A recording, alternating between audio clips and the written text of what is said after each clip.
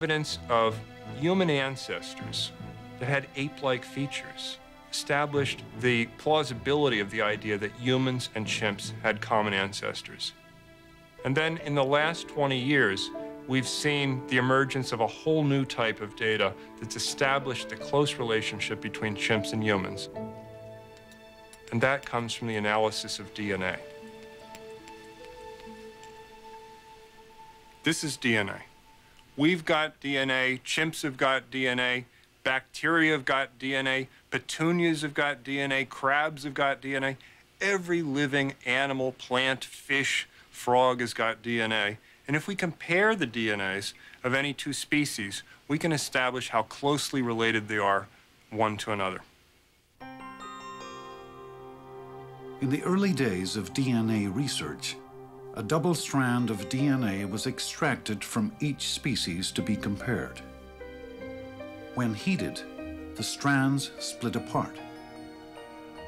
When the single strands from each creature were put together and allowed to cool, the two always combined to form the familiar double helix.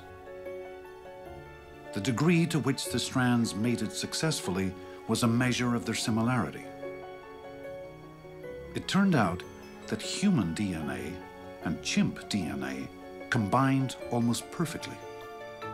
Today, this similarity can be seen even more precisely. DNA sequences can now be read letter by letter.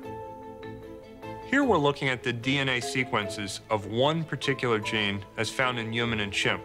And what's immediately evident is that humans and chimps have DNAs that are 98% identical. They're basically the same. They're just a couple of spelling changes. Why are there only a couple of spelling changes? Because we and chimps had a common ancestor only a few million years ago.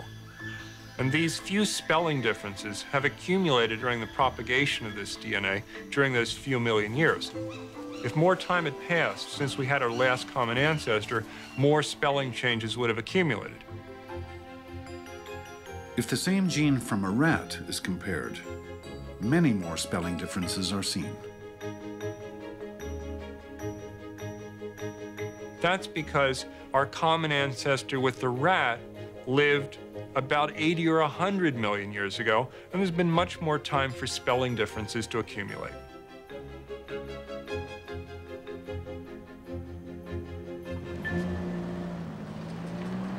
Chimpanzees and humans are made from blueprints that are 98% the same.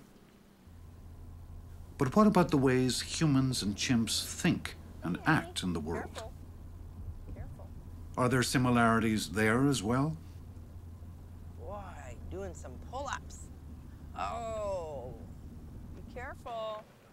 Psychologist Sally Boysen explores the commonalities between the minds of chimps and humans. A quest that may help explain how the human mind evolved.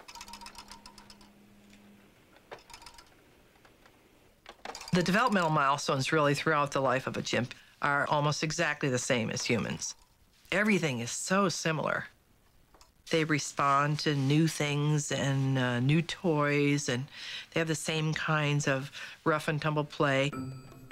Harper's rough and rowdy and runs all over the place and climbs, and Emma really can almost entertain herself. What is that? One of the things that our work allows us to see is that chimpanzees can acquire very sophisticated, complex cognitive skills, like learning to count, which they normally wouldn't learn in the wild. 1, 2, 3, 4, 5. Ooh. Yet, they have the requisite neural capacity to do that. Where did that come from? Okay, Sheep, we're gonna do another turn now. Here we go. One of those. Ooh, and a malted milk ball. Can you tell me the answer to this with the blue and the brown? Show me, yeah. Go ahead. Excellent. There's almost nothing that the chimps haven't been able to learn that we've tried to teach them. We've seen their ability to grasp extremely complex notions, like the concept of zero, for example. Okay, Sheeb, look, what if I didn't put any candy here at all? What would you say? Zero. That's right. There's no candy here. Oh, that's too bad, isn't it? There's no way the chimps would be able to do this if they didn't have a great deal of commonality in literally the neurological structure that supports their ability to learn, just like we do. Those things are absolutely comparable and had to come from a common ancestor.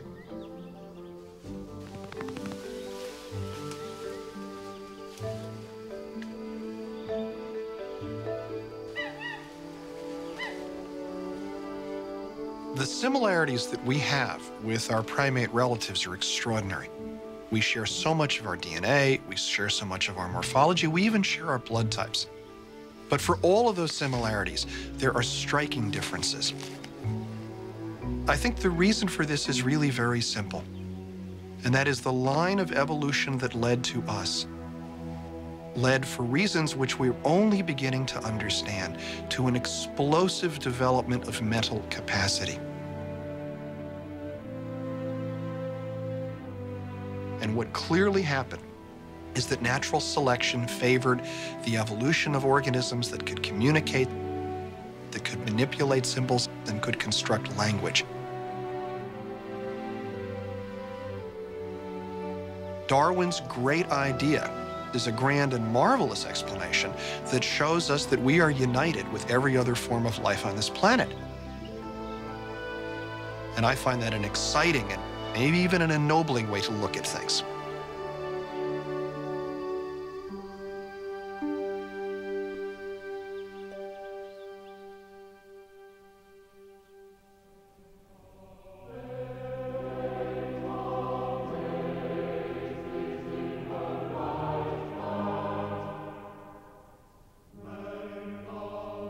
Darwin died in April 1882 at the age of 73. The family thought he would be buried in the parish churchyard. Darwin had said months before he died that he would have to look forward to it as the sweetest place on earth. It was not to be. In London, Darwin's friends determined to make his death and burial a state occasion. They went to the Royal Society and they got signatures. They went to the House of Commons and got up a petition. They telegraphed the Dean of Westminster, who was abroad, and got his approval. A special anthem was even written for the occasion. And on the 26th of April, a week after the death, Darwin's body was borne mightily in procession down the aisle of Westminster Abbey to be interred in the shadow of the grave of Sir Isaac Newton. Darwin's interment celebrated the vast social transformation that England was undergoing. There were new colonies, new industries, and new men to run them. Darwin's body was enshrined to the greater glory of these new professionals, for he had naturalized creation and delivered human nature and human destiny into their hands. Society would never be the same. Darwin's vision of nature was, I believe, fundamentally a religious vision, one with which he ended his most famous work on the origin of species. There is grandeur in this view of life, with its several powers having been originally breathed into a few forms or into one, and that whilst this planet has gone cycling on according to the fixed law of gravity, from so simple a beginning, endless forms, most beautiful and most wonderful, have been and are being evolved.